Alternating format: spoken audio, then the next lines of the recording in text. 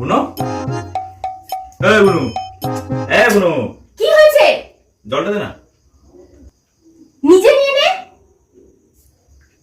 হাত যাচ্ছে না, দেখ কি করছিস?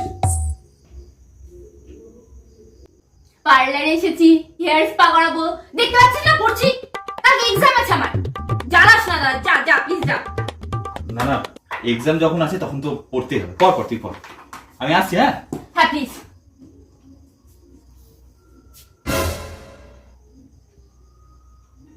দাদা